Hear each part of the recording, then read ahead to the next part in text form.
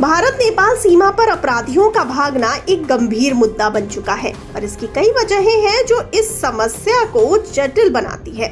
नेपाल की सीमाओं तक पहुंचना भारतीय अपराधियों के लिए आसान हो गया है और एक बार नेपाल में प्रवेश करने के बाद वे कानून के शिकंजे से बचने की कोशिश में सफल हो जाते हैं। यह समस्या इसलिए भी पेचीदा हो जाती है क्योंकि नेपाल में भारतीय अपराधियों के लिए कानूनी संरचना कमजोर और पुराने नियमों पर आधारित है, जिससे वे वहां सुरक्षा पाते हैं और वापस भारत लाना उन्हें मुश्किल हो जाता है। भारत और नेपाल के बीच एक अनूठी खुली सीमा व्यवस्था है जो लगभग 1850 किलोमीटर लंबी है।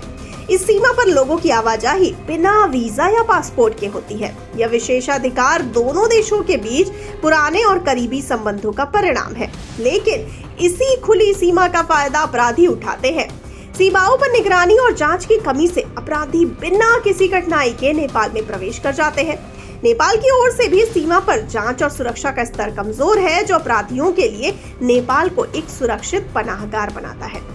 इस खुली सीमा का एक और बड़ा फायदा यह है कि अपराधी आसानी से भारतीय कानून प्रवर्तन एजेंसियों की पहुंच से बाहर हो जाते हैं। नेपाल पहुंचते ही उनकी पहचान बदल सकती है और बिना किसी कठोर जांच के वे नेपाल में छिप सकते हैं। इससे अपराधियों के लिए सीमा पार भागना और भारतीय कानून से बच निकलना आसान हो जाता है।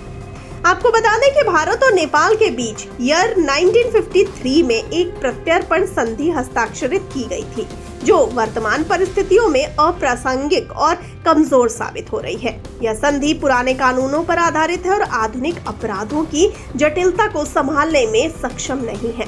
इसके कारण नेपाल में अपराधियों का प्रत्यर्पण एक कठिन और लंबी प्रक्रिया बन जाता है। इसके अलावा भारत को किसी अपराधी को नेपाल से प्रत्यर्पित करने के लिए कई कानूनी प्रक्रियाओं का पालन करना पड़ता है, जिससे इंटरपोल से वारंट प्राप्त करना और नेपाली सरकार के साथ कई स्तरों पर बातचीत शामिल होती है।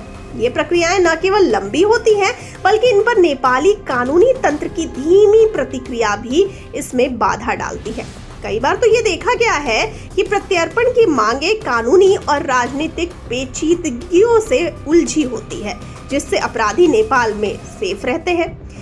नेपाल में एक और महत्वपूर्ण कारक है वहां मौजूद आपराधिक नेटवर्क। जी हाँ, जो भारतीय अपराधियों को आश्रय, सुरक्षा और सहायता प्रदान करता है। नेपाल में कई आपराधिक गिरोह और नेटवर्क ऐसे हैं जो भगोड़ों को सुरक्षित रहने के लिए संसाधन मुहैया कराते हैं। ये नेटवर्क अपराधियों को वहां कानूनी सहायता प्रदान करते हैं, जिससे वे वैध व्यवसायी या निवासी बन सकते हैं। इसके अलावा कई बार इन अपराधियों को वहां वैध रूप से रहने के दस्तावेज भी मुहैया कराए जाते हैं, जिससे उनका वहां से निकलना और मुश्किल हो जाता है। नेपाल में अपराधियों को एक और बड़ा फायदा यह होता है कि वहां की स्थानीय प्रणाली और कानून प्रवर्तन एजेंसियां भारतीय अपराधियों के खिलाफ उतनी एक्टिव नहीं होती जितनी की भारतीय एजेंसियां। इससे अपराधी आसानी से नेपाल में छिप सकते हैं और वहां से अपने आपराधिक गतिविधियों को संचालित कर सकते हैं। कई बार तो अपराधी नेपाल में छिपकर भारत में वारदातें करते रहते हैं और फिर वापस नेपाल भाग जाते हैं। आपको बता दें कि नेपाल से अपराधियों को वापस लाने में एक और बड़ी समस्या वहां की कानूनी जटिलताएं हैं। नेपाल में कानून व्यवस्था और न्यायिक प्रणाली की जटिलता के कारण भारतीय अधिकारियों को वहां के अधिकारियों के साथ सहयोग स्थापित करना चुनौतीपूर्ण होता है। प्रत्यर्पण संधि के अभाव में नेपाल से किसी अपराधी को प्रत्यर्पित करने के लिए इंटरपोल का वारंट प्राप्त करना होता है, जो समय लेने वाली प्रक्रिया है। इसके अलावा नेपाल की न्यायिक प्रणाली में कई बार राजनीतिक दबाव और हस्तक्षेप भी देखने को मिलता है, जिससे प्रत्यर्पण और भी मुश्किल हो जाता है।